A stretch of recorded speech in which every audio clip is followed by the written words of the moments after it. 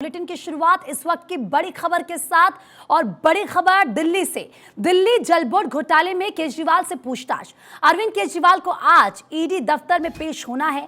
38 करोड़ के घोटाले में अब तक 2 आरोपी गिरफ्तार हुए हैं। केजरीवाल के करीबियों पर छापेमारी भी कर चुकी है ईडी।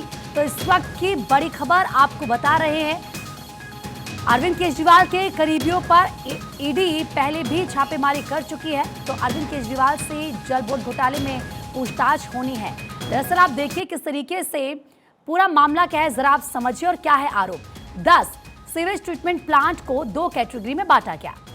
पहली कैटेगरी में सिर्फ अपग्रेडेशन होना था और दूसरी कैटेगरी में क्षमता बढ़ाने का काम होना था। 2022 में दिल्ली जल बोर्ड ने इसके ठेके दिए। 1938 करोड़ रुपए के आसपास कुल वैल्यू बताई गई। 1500 करोड़ रुपए की अनुमानित लागत का दावा किया गया। 30% की बढ़त करके ठेके देने का यहां पर आरोप है। 10 प्रोजेक्ट के लिए सिर्फ 2 डीपीआर बनवाए गए और 2 डीपीआर को ही 10 प्रोजेक्ट पर लागू किया गया। ठेका देकर 450 से 500 करोड़ के घोटाले का आरोप लगा है। और दिल्ली जल बोर्ड घोटाला क्या है, ये आपको इस वक्त हम बता रहे हैं। ज्यादा बातचीत के लिए हमारे सहयोगी सुरेश झा इस वक्त हमारे साथ जुड़ चुके हैं। सुरेश, अरविंद केजरीवाल को आज एक बार फिर से ईडी के सामने पेश होना है। क्या अरविंद केजरीवाल की मुश्किलें तेजी के साथ बढ़ने वाली है, क्योंकि अब पूरा ये घोटाला और किस तरीके से इस पूरे केस को लेकर अरविंद केजरीवाल से सवाल किए जाने हैं?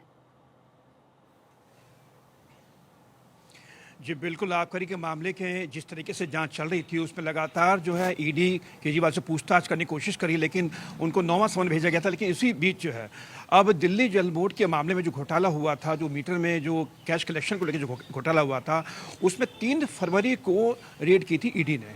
और उसी रेड के दौरान जो है ईडी अब जो है केजरीवाल से उनके बयान दर्ज करना चाहती है कि पूरा मामले में, क्योंकि दिल्ली मुख्यमंत्री हैं और कहीं ना कहीं इनकी जिम्मेदारी बनती है, तो वही ईडी ने इनको पूछताछ के लिए आज तलब किया है। और आज हम दिखाते हैं कि यहाँ पे आपको दिखाते हैं कि यहाँ पे जो है किस तरीके से इंतजाम कर रखे हैं, क्योंकि आज उनको यहाँ पूछताछ करने के लिए समन किया गया, उनको बुलाया गया कि उनके बयान दर्ज किए जाएंगे। जो पूरा मामला है उसको देखते हैं। यहाँ पे देखिए सुरक्षा काफ़ी इंतजाम कर रखे हैं अभी से जो है।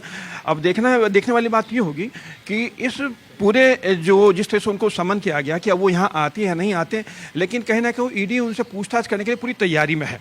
जी बिल्कुल सही कहा आपने, क्योंकि ये कहा जा रहा है सुरेश कि 2 मामले हैं जिनको लेकर पूछताछ की जानी है। एक बार जरा विस्तार से इन दोनों ही मामलों के बारे में हमारे दर्शकों को जानकारी दीजिए। और क्या अरविंद केजरीवाल अब एक बार फिर से कहते हुए नजर आएंगे कि देखिए अब एक नया तरीका ईडी की तरफ से उन्हें परेशान करने के लिए ढूंढ लिया गया है?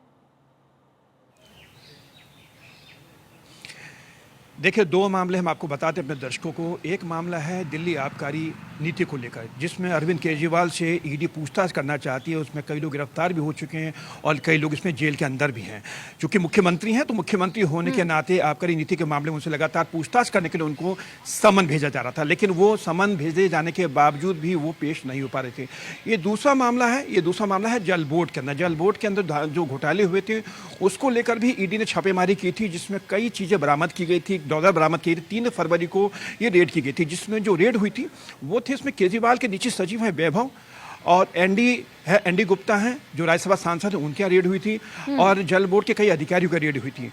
उसमें जो बरामदगी हुई थी उसके बाद जो ये पूरा मामला जो खुल के सामने आया था, तो अब जल बोर्ड के मामले में ईडी भी अब इनसे पूछताछ, यानी केजरीवाल से बतौर मुख्यमंत्री पूछताछ करना चाहती है।